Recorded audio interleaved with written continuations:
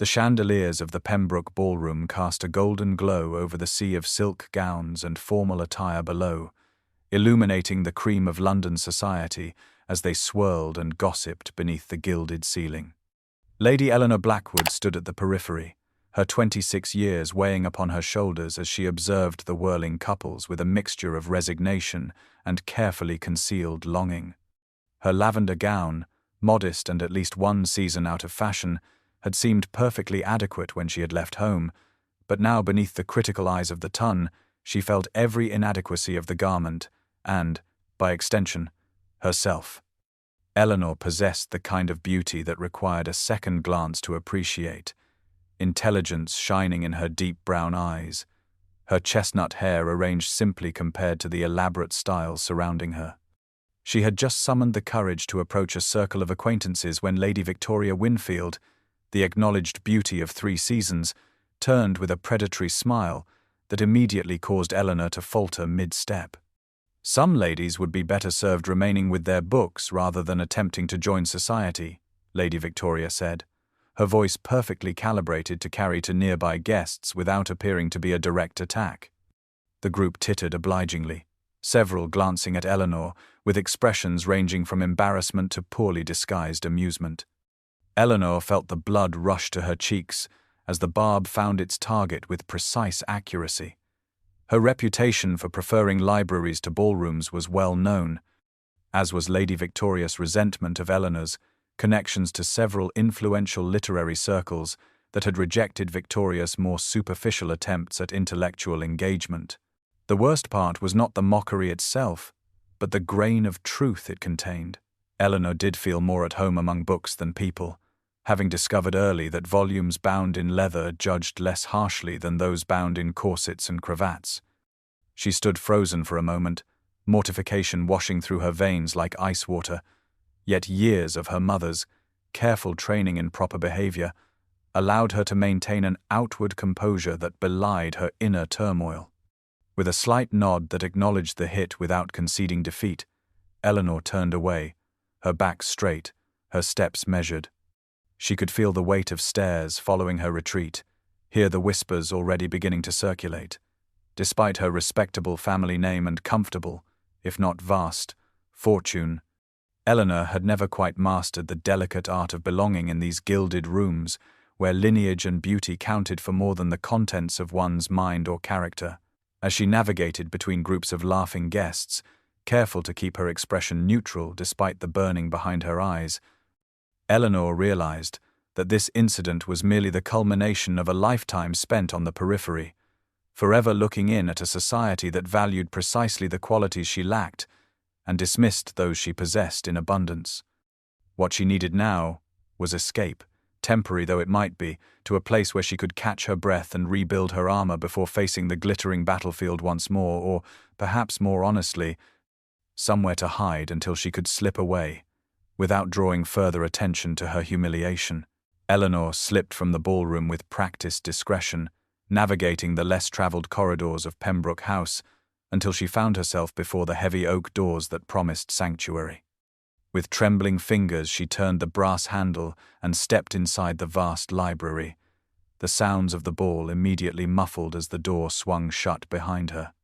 The room welcomed her with familiar comfort, dim and peaceful, illuminated only by a few oil lamps that cast soft halos of amber light across sections of the space, leaving corners and alcoves in soothing shadow. The scent enveloped her instantly, that distinctive fragrance of leather bindings, aging paper, and furniture polish that had always signaled safety to her since childhood. Towering shelves stretched from floor to ceiling, filled with countless volumes arranged in meticulous order, their spines creating a tapestry of burgundy, forest green, and rich navy blue.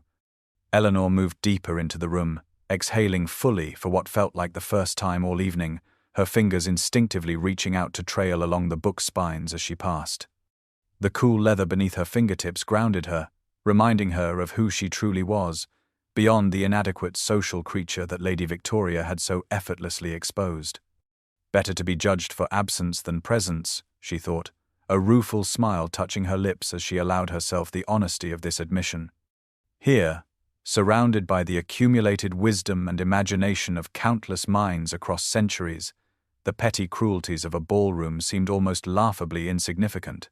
Eleanor wandered toward a secluded window seat partially hidden behind a tall shelf of historical texts, a spot that would remain invisible from the doorway should anyone else seek temporary escape from the festivities.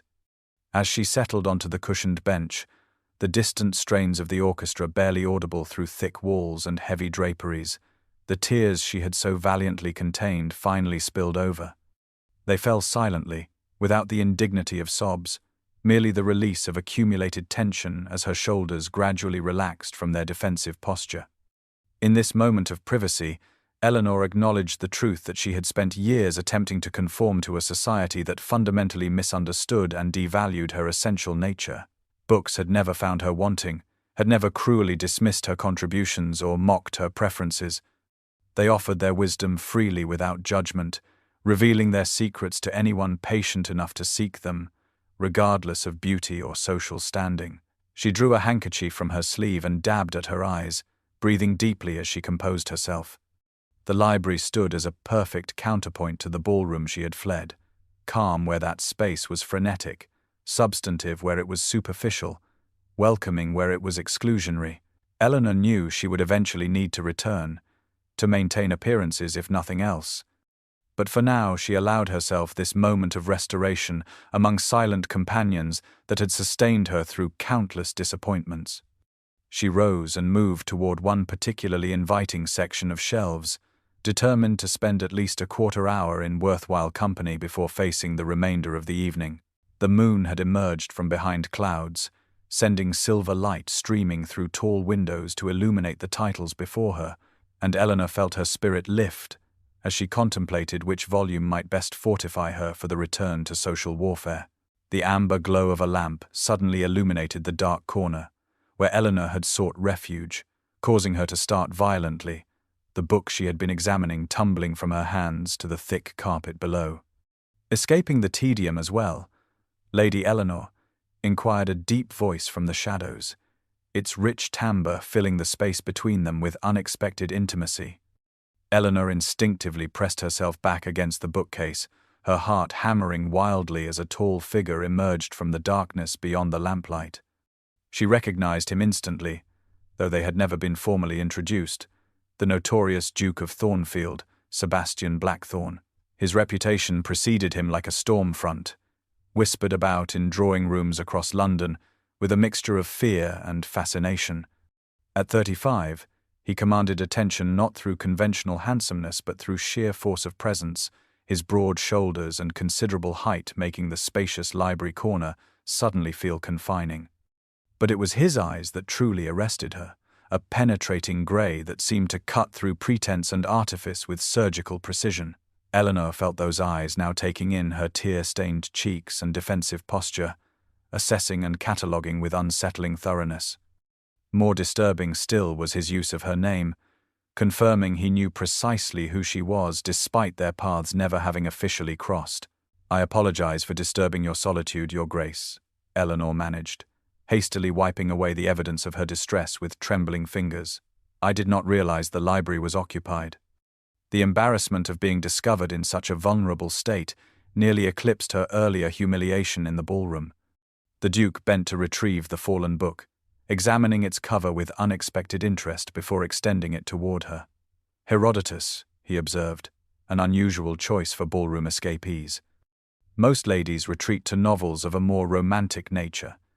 The statement held no mockery, merely observation, yet Eleanor felt herself bristle slightly at the implied generalization. "I find historical accounts more grounding than fiction when one's spirits require settling," she responded before she could consider the wisdom of engaging with a man whose business dealings had reportedly ruined multiple families and whose cutting remarks in society had reduced more than one proud matron to tears. The Duke regarded her with renewed interest, his intimidating countenance shifting subtly. "Most people seek comfort in fantasy rather than reality when distressed," he noted, moving to place the lamp on a nearby table rather than departing as she had expected. The movement brought him further into the light, revealing the impeccable tailoring of his black evening attire and the subtle weariness etched around his eyes. suggesting a man who found social obligations as taxing as she did, though for entirely different reasons. While Eleanor stood on society's margins through awkwardness and intellectual interests deemed inappropriate for her sex, the Duke occupied a position of fearsome isolation, his wealth and title granting him immunity from the rules that constrained others. No one would dare openly mock Sebastian Blackthorne, as Victoria had mocked her, yet his solitude seemed no less complete for being built on intimidation rather than dismissal. The realization that they were both, in their own ways, outsiders to the glittering world beyond the library doors created an unexpected current of understanding between them, tenuous but unmistakable in the quiet space they now shared. The secluded alcove tucked away in the farthest corner of the library offered a haven of privacy, two leather wingback chairs positioned on either side of a small mahogany table, as though specifically designed for intimate conversation rather than solitary reading. Eleanor had allowed the Duke to guide her to this sanctuary, curiosity temporarily overcoming her caution. As they settled into the chairs, the soft leather creaking gently beneath their weight, her eyes were drawn immediately to the slim volume resting on the table between them. She could not suppress a small gasp of recognition, her academic interest momentarily eclipsing her social discomfort. "Is that Heidegger's fundamental concepts of metaphysics, Your Grace?" she inquired, leaning forward slightly to better see the German text embossed on the leather binding. "Few people recognize Heidegger's value," the Duke commented, his tone reflecting genuine surprise as he regarded her with heightened interest. His large hand rested possessively on the book, long fingers splayed across its cover in a gesture that struck Eleanor as both protective and appreciative. "Fewer still understand him," she responded without thinking, then immediately wondered if she had overstepped by implying her comprehension of such complex philosophical work. Women were expected to discuss poetry, or perhaps the lighter classics, not German metaphysics. The Duke's eyebrows rose fractionally, and Eleanor watched as his assessment of her visibly shifted, his penetrating grey eyes studying her face with newfound attention. "You are familiar with his work, then?" he stated, rather than asked, turning slightly in his chair to face her more directly. "I have been searching for this particular translation for months," Eleanor admitted, intellectual excitement momentarily overcoming her usual reserve. "The London booksellers claim it won't be available in England for at least another year." The Duke nodded, a flicker of something like approval crossing his austere features. "I had it brought directly from Berlin," he explained, his deep voice softening slightly as they entered the shared territory of genuine intellectual interest. His concept of profound boredom as a fundamental mood revealing the emptiness behind social convention seems particularly relevant in certain company, he added, with what Eleanor suddenly realized was a subtle reference to the very ball they had both escaped. The observation startled a genuine laugh from her, quickly stifled behind her hand, but not before the Duke had registered it with evident satisfaction. Their conversation flowed with surprising ease after that initial connection, moving from Heidegger to broader German philosophy, then to differences between continental and British philosophical traditions. Eleanor found herself increasingly animated as the Duke challenged her interpretations with insights that revealed a truly formidable mind behind his intimidating exterior. More remarkable still was his willingness to consider her counterarguments, treating her intellectual positions with a seriousness she had rarely experienced outside correspondence with other female scholars. With each exchange, the space between them seemed to reconfigure itself, no longer defined by their respective social positions, but by the invisible architecture of ideas they were constructing together.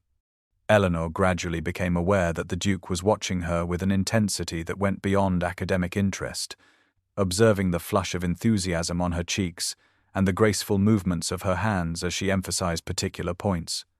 For his part, Sebastian Blackthorne was discovering that the reserved spinster daughter of Viscount Blackwood possessed not merely a passing acquaintance with complex ideas, but a deeply original mind, capable of insights that challenged his own carefully constructed intellectual framework.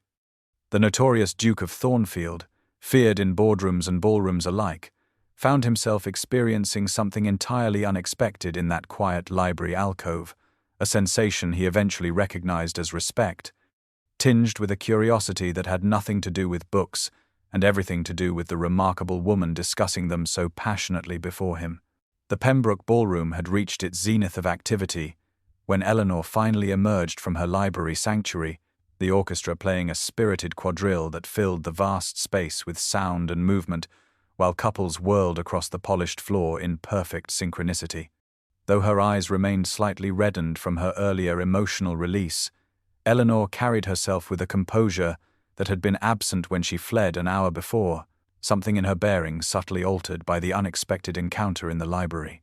Whispers still followed her progress across the room, Lady Victoria's barbed comments having circulated thoroughly during her absence, yet they seemed to touch her less deeply now, as though the conversation with the Duke had formed an invisible barrier between Eleanor and society's casual cruelties. She had barely reached her assigned seat when her aunt, Lady Millicent Blackwood, descended upon her with poorly concealed concern, etched across her features. "Where have you been hiding, dear?" she inquired, her eyes darting around the room as though assessing how many had noted Eleanor's prolonged disappearance. "Finding better company than deserved me here," Eleanor replied cryptically, accepting a glass of punch from a passing footman with a small nod of thanks. Her aunt studied her with narrowed eyes, clearly sensing something had transpired during her niece's absence, but unable to decipher the subtle transformation in Eleanor's demeanor. Before Lady Millicent could press further, a ripple of awareness passed through the nearby guests, conversations pausing momentarily as the Duke of Thornfield entered the ballroom through the same doors Eleanor had used minutes earlier. He moved through the crowd with characteristic authority, acknowledging greetings with minimal courtesy while maintaining the aloof expression that had become his hallmark in society. Several ambitious mothers with eligible daughters straightened immediately, their calculating gazes following his progress, while mentally reviewing strategies for engineering introductions. The Duke, however, seemed entirely indifferent to the stir his appearance created, his attention focused elsewhere with singular intensity. Across the crowded room, his eyes found Eleanor with unerring precision, holding her gaze for a brief moment before offering a nearly imperceptible nod, acknowledging their shared secret, before continuing on his way toward his host. The subtle exchange lasted mere seconds, unnoticed by most of the assembled guests, yet Eleanor felt the weight of it as tangibly as if he had crossed the room to speak with her directly. Lady Millicent, however, missed nothing, her years of navigating society having honed her observational skills to razor sharpness. "Eleanor, dear, did you perhaps encounter the Duke during your absence?" she inquired with careful nonchalance that failed to disguise her sudden intense interest. "He appeared to acknowledge you just now." "I believe the Duke was merely being polite, Aunt," Eleanor responded, struggling to keep her expression neutral despite the warmth creeping into her cheeks. Even as she deflected her aunt's curiosity, Eleanor sensed a fundamental shift in her relationship to the glittering, superficial world surrounding her.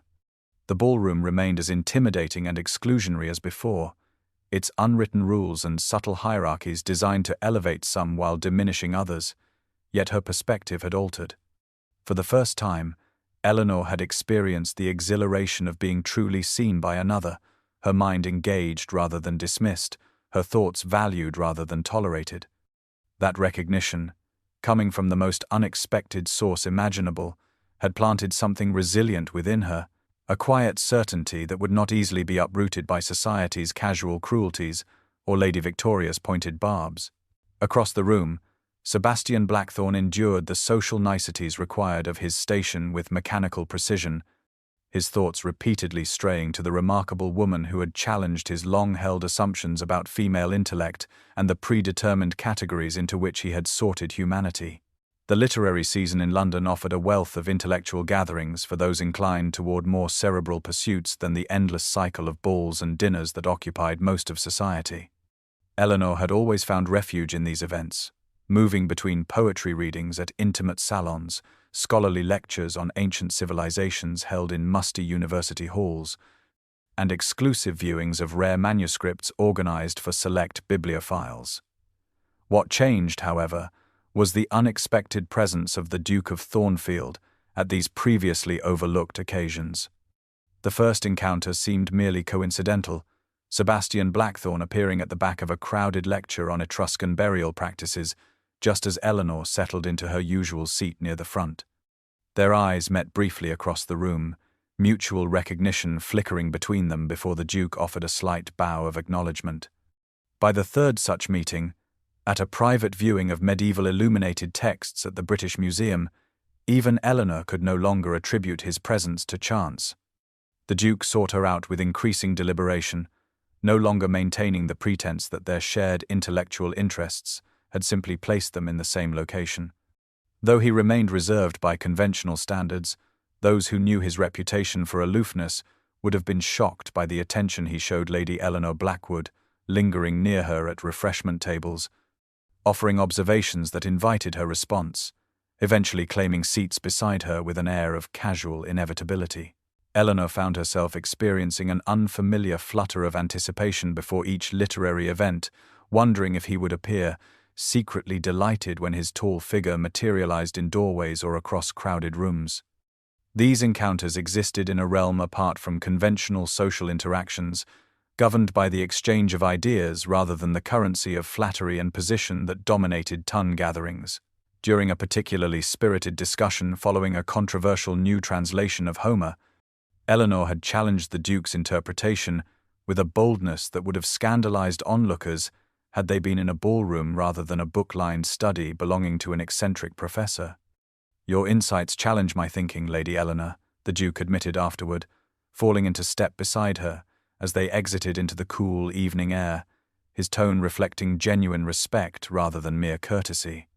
"I cannot recall the last time anyone has forced me to reconsider a position so thoroughly held." The admission, offered without reservation, marked a turning point in their evolving connection. Sebastian Blackthorne was a man unaccustomed to acknowledging intellectual equals in any sphere, yet he had publicly conceded to her superior argument without apparent concern for traditional gender hierarchies that would have demanded her deference to his opinion regardless of its merit. For her part, Eleanor discovered that the formidable Duke possessed not only a brilliant analytical mind, but unexpected flashes of dry humor that emerged more frequently as their acquaintance deepened. His observations on the pomposity of certain scholars, or the circular arguments presented in popular texts, would catch her off guard, coaxing surprised laughter from her that earned curious glances from others nearby. The scholarly community, absorbed in their specialized interests, paid little attention to the social significance of their interactions, creating an island of genuine connection amidst London's sea of superficial engagements. While other gentlemen and ladies exchanged practiced compliments and strategic flattery across ballrooms and dinner tables, Eleanor and Sebastian built something far more substantial through vigorous debate, shared discoveries, and the mutual recognition of finding someone whose mind operated on the same plane as one's own, a rarity that neither had experienced before. Eleanor gradually realized that the Duke's fearsome reputation in society stemmed partly from this very quality, his refusal to engage in meaningless social rituals or pretend interest in trivial concerns, marking him as dangerous to a world built on precisely such pretenses. The subtle undercurrents of London society had an uncanny ability to detect even the most carefully concealed connections, particularly those involving its most eligible and formidable bachelor. What began as isolated observations of the Duke of Thornfield appearing at literary gatherings, traditionally beneath his notice, soon coalesced into full-fledged speculation that spread through drawing rooms and across tea tables with remarkable speed. Eleanor, who had spent years being politely overlooked at social gatherings, suddenly found herself the subject of intense scrutiny, her every movement and expression analyzed for evidence of her mysterious appeal to the kingdom's most feared nobleman. The attention manifested in multiple forms, from the increased invitations to events where the Duke might be present to the calculating reassessments from matrons who had previously dismissed her as a confirmed spinster of no particular consequence. Most unsettling were the barely concealed whispers that reached her ears as she moved through society, fragments of gossip that revealed the true nature of ton speculation. "The Duke of Thornfield asking about your reading preferences," Lady Hartwell exclaimed during one particularly uncomfortable afternoon tea, her voice pitched with theatrical amazement. "My dear, he barely acknowledges royalty when they address him directly. What could you possibly have said to capture such interest? Eleanor felt her cheeks warm under the older woman's penetrating stare, conscious of the 6 other ladies who had abandoned their own conversations to await her response. We merely discovered a shared appreciation for classical philosophy, she replied with careful neutrality, though she could not entirely suppress the flicker of pleasure that accompanied the memory of their most recent debate over Aristotelian ethics. The explanation was met with polite disbelief, several ladies exchanging knowing glances that suggested they presumed a far more conventional attraction at work. More concerning were the whispers Eleanor accidentally overheard while browsing in a bookshop near Berkeley Square, 2 gentlemen discussing the Duke's sudden interest in the Blackwood family with undisguised cynicism. Must be the shipping connections, the older man had stated with absolute conviction. Blackwood vessels have access to ports in India that Thornfield has been trying to enter for years. Always a strategic reason behind his attentions, mark my words. Eleanor had frozen behind a tall shelf, the book in her hands momentarily forgotten as doubt crept through her mind like an insidious fog. Her father's shipping interests, while not extensive, did indeed include valuable Indian trading routes that many English merchants coveted. The suggestion that her intellectual connection with Sebastian might be merely a calculated business maneuver felt like a physical blow, undermining the fragile foundation of mutual respect she had believed they were building. Yet even as these external voices attempted to reframe their relationship according to conventional social equations, Eleanor could not reconcile such calculating motives with the genuine engagement she had witnessed in the Duke's expressions during their most heated debates, or the rare moments when his guard lowered enough to reveal flashes of vulnerability beneath his formidable exterior. The growing external attention created a complicated emotional landscape for Eleanor, discomfort at being thrust into a spotlight she had never sought, mingling with quiet pleasure at the connection that had prompted such interest. As speculation intensified with each public sighting of them together, Eleanor found herself in the unfamiliar position of having to defend her own perceptions against society's determined reinterpretation of her experience, introducing the first seeds of doubt into what had been, until then, a refreshingly uncomplicated meeting of compatible minds. Thornfield House stood imposing against the green backdrop of the Surrey countryside, its ancient grey stone walls rising majestically from meticulously maintained grounds, the ancestral seat of the Blackthorns for over 4 centuries. Though Eleanor had visited many great houses during her years in society, she found herself uncharacteristically nervous as their carriage approached the sweeping drive, her aunt Lady Millicent fussing beside her with undisguised excitement at receiving such a coveted invitation. The Duke greeted them personally at the entrance, a breach of protocol that raised Lady Millicent's eyebrows, but pleased Eleanor immensely, suggesting an eagerness that matched her own carefully concealed anticipation. While the obligatory tour of public rooms proceeded with formal courtesy, Eleanor sensed Sebastian's growing impatience, a subtle tension in his bearing that only relaxed when he finally announced his intention to show Lady Eleanor his private library, offering Lady Millicent the companionship of his sister for refreshments in the drawing-room. The moment the library doors closed behind them, Eleanor gasped audibly, overwhelmed by the sheer magnificence of the space before her.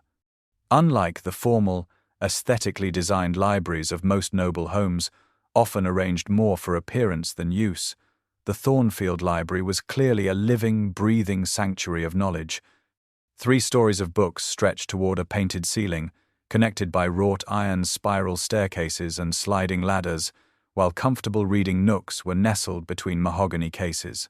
Sunlight streamed through tall windows, illuminating private alcoves filled with maps and manuscripts spread across reading tables, as though the owner had simply stepped away momentarily.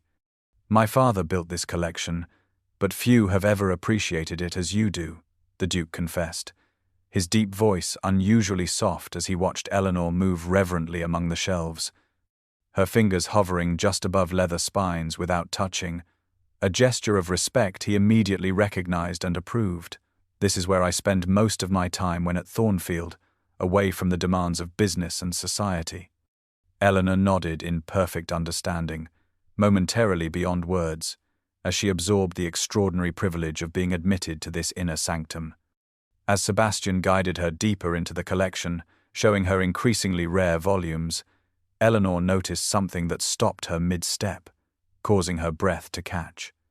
"The classification system," she murmured, moving closer to examine the small labels affixed to each shelf. "This is not the standard Dewey arrangement. It's an adaptation of a system I developed myself," the Duke explained, watching her closely. "I found traditional methods inadequate for interdisciplinary works."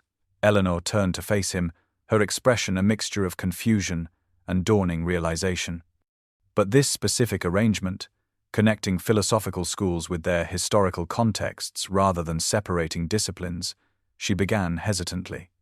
"I proposed it in a paper published in the Journal of Library Science last year under the pseudonym E.B. Harwick." The Duke met her gaze directly, neither confirming nor denying. Instead, he led her to a small desk tucked into a window alcove, where she discovered copies of all her published works, including those written under various pseudonyms, carefully annotated in a precise masculine hand. The revelation left Eleanor momentarily speechless, the implications washing over her in waves of understanding. Sebastian Blackthorne, the notorious Duke feared across business and society, had not only read but studied her scholarly contributions, valued them enough to implement her ideas, and recognized her intellect long before their first meeting. The depth of this connection, built on genuine intellectual respect rather than mere social or romantic interest, created between them a bond so profound that Eleanor felt momentarily dizzy with its significance. In this private sanctuary, surrounded by the accumulated knowledge that had shaped them both, Eleanor glimpsed for the first time the true man beneath the fearsome exterior, a solitary scholar who had recognized in her a kindred spirit worthy of his trust and vulnerability. The prestigious Midsummer Literary Society gathering represented the pinnacle of intellectual social events in London, its hallowed traditions and exclusive membership comprising scholars, authors, and aristocrats with genuine academic credentials rather than merely fashionable pretensions. Eleanor had attended these quarterly meetings for years, finding rare acceptance among this community where ideas held greater currency than titles or beauty. This particular evening had begun pleasantly enough, the grand salon of Lord Pembourne's townhouse filled with animated discussions of recent publications and scholarly debates, lending the atmosphere of vibrant energy, entirely absent from conventional social gatherings. Eleanor moved through the crowd with unusual ease, her recent appearances in the company of the Duke of Thornfield having elevated her standing even within this meritocratic circle. She failed to notice Lady Victoria Winfield observing her from across the room, the beautiful young woman's presence at such an event being itself unusual enough to have warranted comment among regular attendees. What Eleanor could not know was that Victoria had orchestrated her invitation through careful manipulation of her uncle's position on the membership committee, her purpose not intellectual enrichment but carefully calculated revenge. The opportunity arose during the evening's formal discussion, a tradition wherein members presented noteworthy texts for group analysis. Lord Pembourne had just completed reading a passage from an obscure Persian philosophical work recently translated into English when Victoria raised her gloved hand with practiced delicacy. "I wonder," she began, her melodious voice carrying across the now quiet room, "if we might benefit from Lady Eleanor Blackwood's interpretation of this particularly challenging passage. She is, after all, known for her expansive knowledge of Eastern philosophical traditions. Perhaps Lady Eleanor might enlighten us on this passage's meaning," Victoria suggested with false sweetness, her eyes glittering with malicious anticipation. The room turned expectantly toward Eleanor, who felt a momentary surge of panic rising in her chest. The Persian text was deliberately obscure, its translation controversial, and Victoria had clearly expected her ignorance to be publicly exposed, completing the humiliation begun at the Pembroke ball. Eleanor glanced instinctively toward Sebastian, standing near a window across the room, his tall figure instantly recognizable. His expression had darkened dangerously as he recognized the trap, his body tensing as though preparing to intervene. But as their eyes met briefly across the crowded salon, Eleanor felt an unexpected calm replace her initial fear. The Duke had shown her this very translation in his library just days before, their discussion of its controversial passages having occupied an entire afternoon. Drawing a deep breath, Eleanor rose gracefully to her feet and began to speak, her voice growing steadily stronger as she addressed the complexities of the text, comparing the new translation with earlier interpretations and connecting its central arguments to both Western and Eastern philosophical traditions. Her comprehensive analysis left the room in impressed silence, several senior scholars nodding appreciatively at insights they themselves had not considered. When she finished, applause broke out spontaneously, while Lady Victoria sat rigid with fury, her scheme having backfired spectacularly. From his position across the room, Sebastian watched with undisguised admiration, something fierce and protective in his gaze that transcended mere intellectual approval. As the formal discussion concluded and members broke into smaller conversational groups, Eleanor found herself surrounded by genuine appreciation, scholars seeking her opinions on related texts. The satisfaction of this triumph was made complete when she glimpsed Victoria slipping away early, her carefully constructed humiliation having transformed instead into a moment of scholarly triumph that would cement Eleanor's reputation in intellectual circles permanently. The stunned silence that followed Eleanor's comprehensive analysis of the Persian text had barely settled when the Duke of Thornfield stepped forward from his position near the window, his commanding presence instantly drawing every eye in the room. Before Lady Victoria could recover enough to attempt further mischief, Sebastian spoke in a voice that carried effortlessly through the salon, its measured tone belying the cold fury evident in his expression. "Lady Victoria," he began, addressing her directly rather than the assembly at large, a breach of protocol that emphasized the personal nature of his intervention. "Since you have such interest in Eastern philosophical traditions, perhaps you might share with us your interpretation of the comparative themes in Confucian and Taoist approaches to governance." The challenge, delivered with deadly precision, exposed the trap Victoria had attempted to set. Her momentary expression of panic confirmed what everyone now understood, that she had no genuine knowledge of the subject she had so confidently introduced. "I have found Lady Eleanor's understanding of literature unmatched in London society, including by those who use knowledge merely as a weapon," the Duke stated coldly when Victoria failed to respond, his gaze sweeping the assembled scholars and aristocrats with such intensity that several flinched visibly. Her contributions to academic discourse, both acknowledged and anonymous, represent the true spirit of intellectual inquiry that this society was founded to foster. The unprecedented public declaration from a man known for his reticence created a ripple of shocked whispers throughout the room. Never in the memory of even the oldest members had the Duke of Thornfield expressed such open admiration for anyone, let alone defended someone against social attack. As he moved to stand beside Eleanor, Sebastian briefly allowed his hand to touch hers, a gesture of support and solidarity that, though momentary, was observed by everyone present.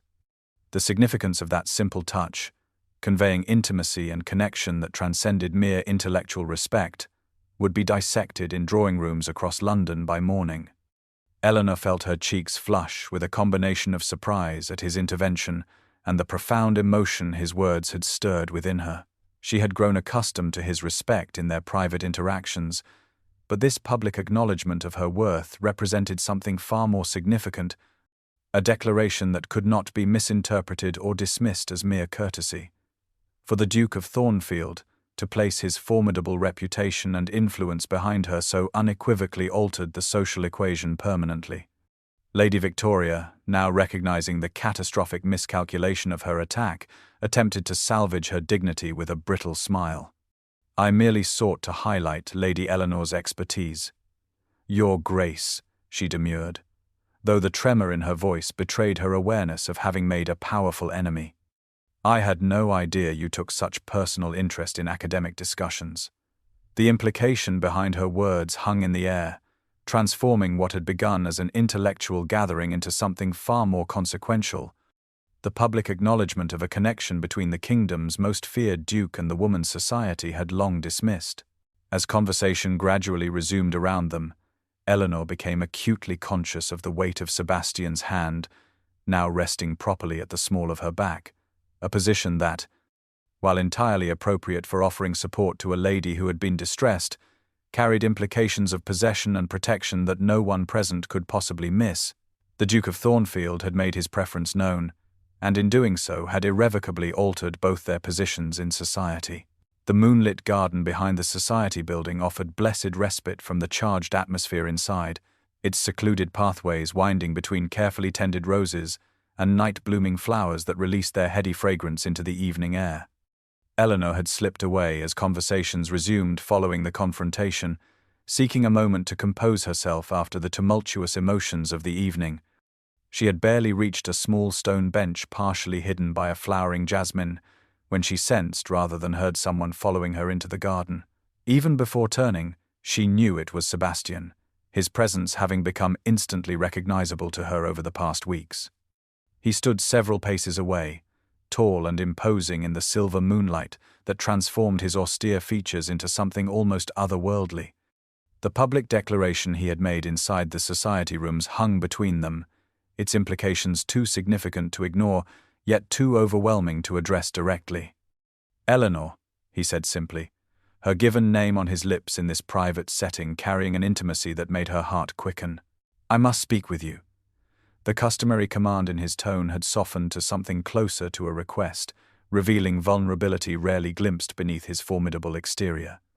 Eleanor remained seated on the bench, suddenly understanding that her stillness offered him the space to approach on his own terms. He moved closer with uncharacteristic hesitation, finally settling beside her with a careful distance maintained between them. For several moments they sat in silence, the distant sounds of the gathering inside barely penetrating their secluded sanctuary. "I was 7 when my parents died," he began abruptly, his gaze fixed on the moonlit rose garden rather than her face. Fever took them both within days of each other. "My grandfather was Duke then, a cold man who viewed children as nuisances to be shaped rather than nurtured." Eleanor listened without interruption, understanding instinctively that this unprecedented sharing of personal history represented a trust more profound than any declaration made in public could convey.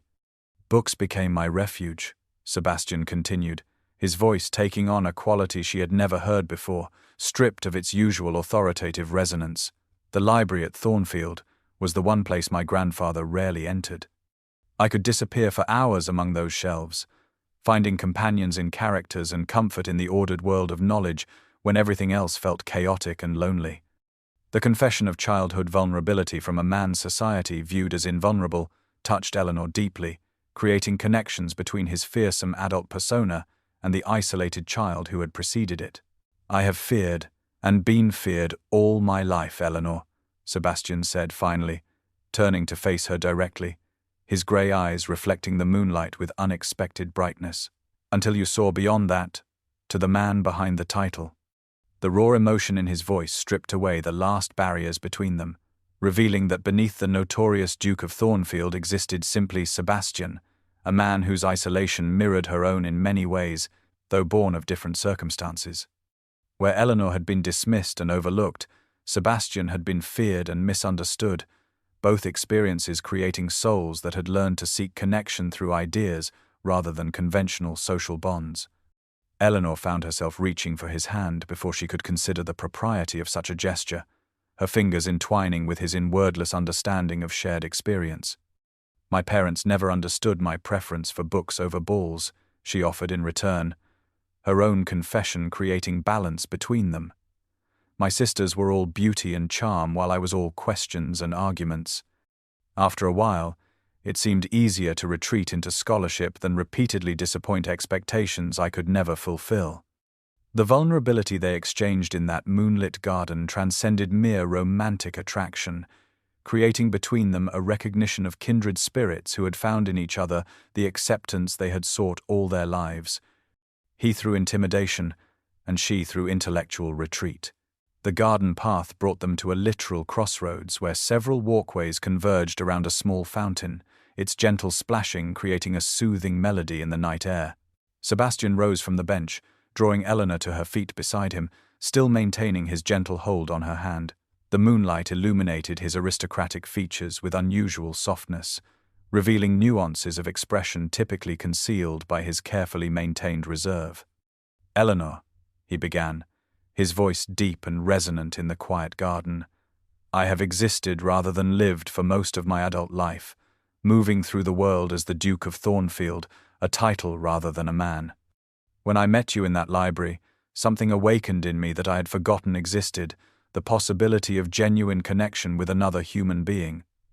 His directness was characteristic of his approach to all matters, yet Eleanor detected an underlying vulnerability that made this moment entirely different from his confident business negotiations or authoritative social pronouncements. "I am not a man given to romantic declarations or flowery sentiments," he continued, "but I find I cannot imagine returning to my solitary existence now that I have discovered what it means to be truly understood. Will you do me the honor of becoming my wife, Eleanor, not for my title or fortune, but for the possibility of building a life together founded on mutual respect and understanding?" The proposal, delivered with Sebastian Blackthorne's typical straightforwardness, nevertheless contained emotional depths that belied his reputation for coldness.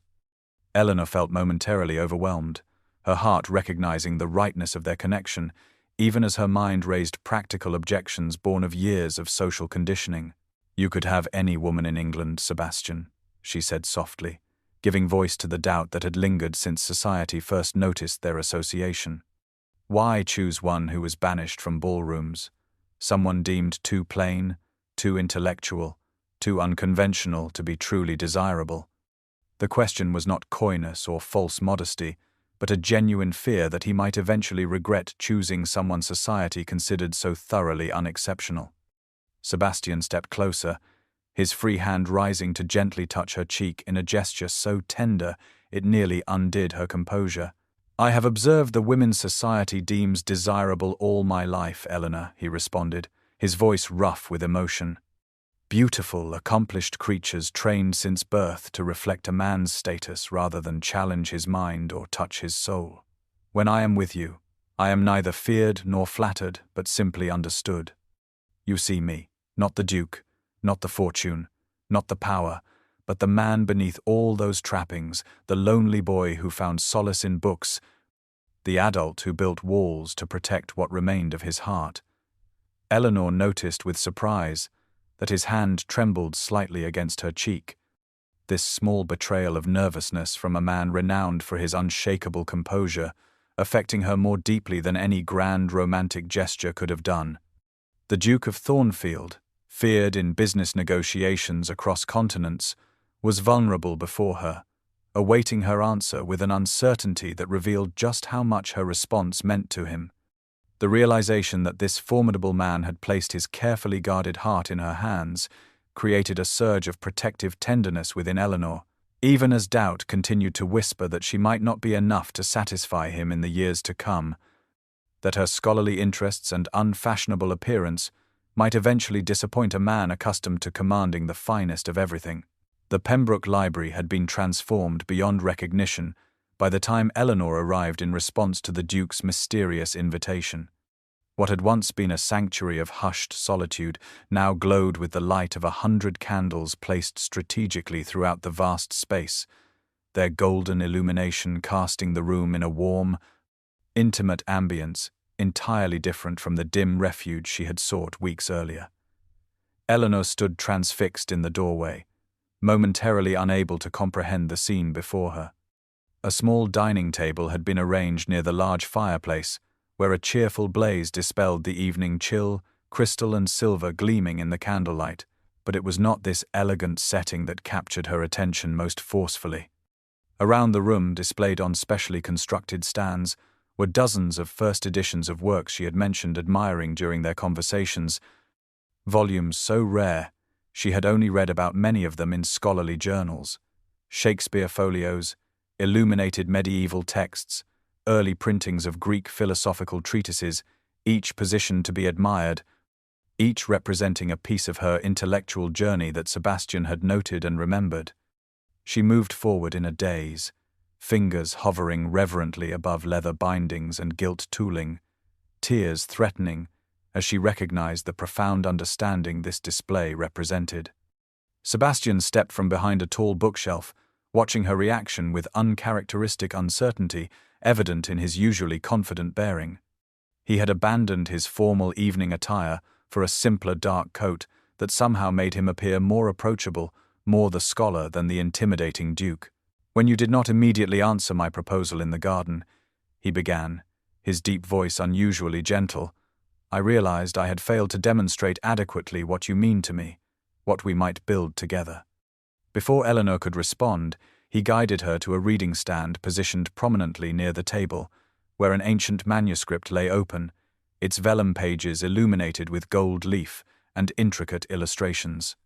She recognized it instantly, a 12th century philosophical text discussing the nature of true partnership, finding one's equal in mind and spirit. The specific passage displayed had been carefully chosen, speaking of connections that transcended worldly considerations to forge bonds between kindred souls.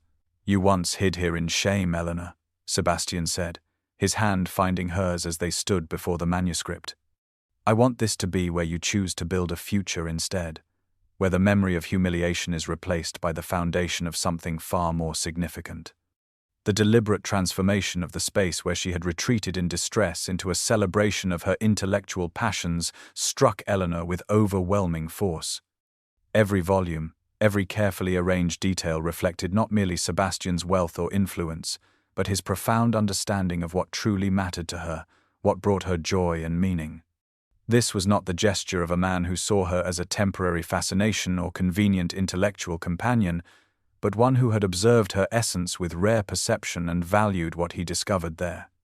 The doubts that had plagued her since his proposal began to dissolve in the face of such tangible evidence of his regard. Eleanor turned to face him fully, suddenly recognizing that the fearsome Duke of Thornfield, the man whose mere presence caused hardened businessmen to tremble, stood before her with vulnerability, evident in every line of his posture, awaiting her response with barely concealed apprehension. The realization that this powerful man had laid his carefully guarded heart at her feet not once but twice, returning to offer it again despite her hesitation, created a surge of certainty within her that swept away remaining reservations. "Sebastian," she began, her voice steady despite the emotion threatening to overwhelm her, "you have shown me not merely that you understand my mind, but that you value it above all the conventional attractions society prizes. I would be honored to build a future with you, not as the Duchess of Thornfield, but as your partner in mind and spirit." The news of Lady Eleanor Blackwood's engagement to the Duke of Thornfield spread through London society with unprecedented speed, creating ripples of shock and disbelief that manifested in countless drawing rooms, dinner parties, and morning calls across the fashionable districts.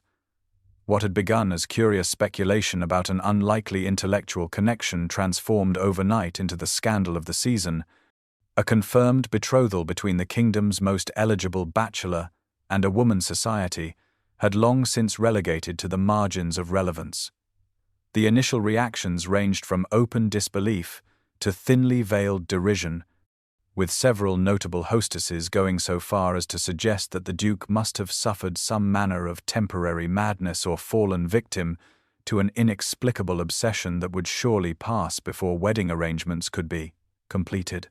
Yet these predictions were soundly disproven by the couple's first public appearance following the announcement at the Countess of Weston's musical evening, where Sebastian and Eleanor arrived together with neither fanfare nor apology, their quiet dignity in the face of barely disguised curiosity, establishing the tone that would characterize their approach to society's judgment. Eleanor, who had spent years attempting to avoid attention at such gatherings, found herself the center of intense scrutiny, yet the nervous discomfort that would once have overwhelmed her was noticeably absent. In its place resided a newfound confidence, born not of arrogance but of the profound certainty that she was genuinely valued for precisely those qualities society had previously dismissed. Sebastian, for his part, maintained his characteristic reserve, yet close observers noted subtle but significant changes in his demeanor, a protective attentiveness toward Eleanor, and occasional moments when his expression softened as he watched her engage with others, betraying an emotional connection entirely at odds with his fearsome reputation. The turning point in society's perception came during Lady Hartwell's annual garden party, when Lady Victoria, still smarting from her public humiliation at the literary society gathering, approached the couple with a smile that failed to reach her cold eyes. "What an unexpected match, Your Grace," she remarked with poisonous sweetness, addressing Sebastian while pointedly ignoring Eleanor. "Society remains positively baffled by your choice." It was Eleanor who responded, her voice calm and assured in a way that surprised even those who had known her for years. "The truly valuable things in life are often overlooked by those searching only for shine, Lady Victoria," she observed with perfect composure. "How fortunate that His Grace possesses more discerning vision than most." The quiet dignity of her response, neither apologetic nor confrontational, silenced Victoria more effectively than any angry retort could have done. More significantly, it established Eleanor as someone who would neither flaunt her elevated position nor apologize for occupying it, a stance that gradually earned the reluctant respect of even the most skeptical observers. As weeks passed and the couple continued to appear together at carefully selected events, society began the inevitable process of adjustment, their initial shock giving way to acceptance, and eventually to a new narrative that recast their connection as a romantic triumph of substance over superficiality.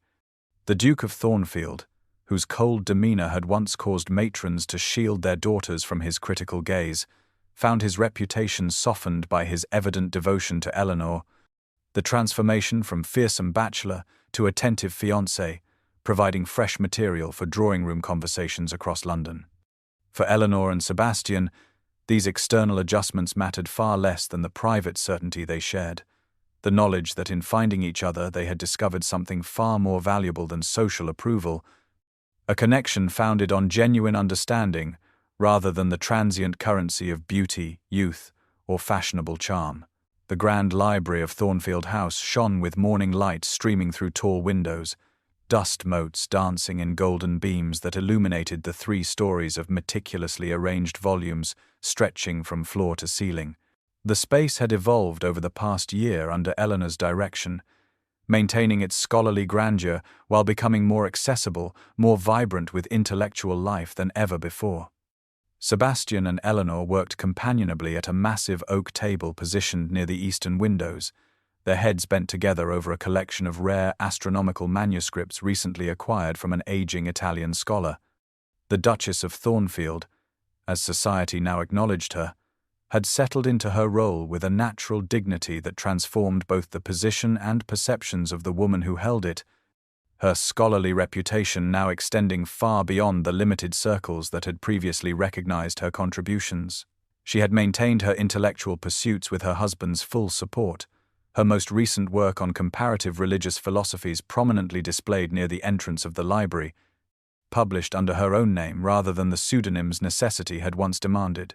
Sebastian passed her another volume, their fingers touching briefly in a casual intimacy that still sent pleasant warmth through Eleanor even after months of marriage.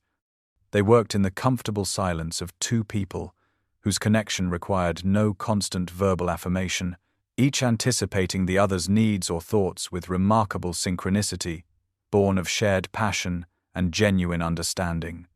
The contentment that radiated between them had gradually softened the Duke's fearsome reputation in wider society, though he maintained his formidable demeanor in business dealings, that transformation reserved primarily for the private world he and Eleanor had constructed together. "Who would have thought being banished from a ballroom would lead to finding my true home?" Eleanor mused aloud, pausing to look around at the magnificent space that had become the heart of their shared life, not merely a physical location, but the embodiment of their intellectual partnership.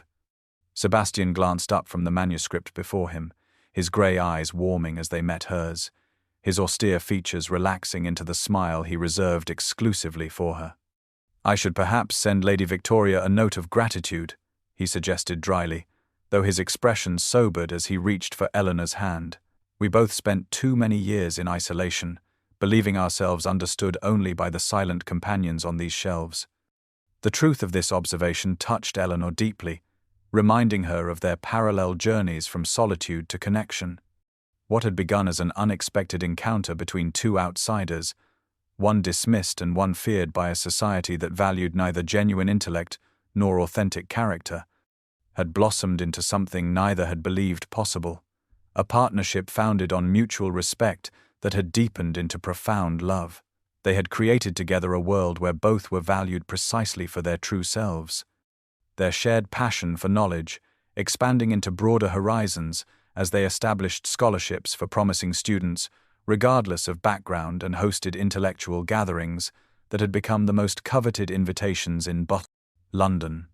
As they returned to their work, categorizing and discussing the astronomical texts that would soon join the growing Thornfield collection, Eleanor reflected on the extraordinary journey that had brought her from the margins of society to this place of belonging. The path had begun with humiliation, with being banished from a ballroom where she had never truly fit, only to lead her to a library where she had found not merely refuge but recognition, not only intellectual stimulation but the rarest of treasures, a heart that matched her own in both mind and spirit.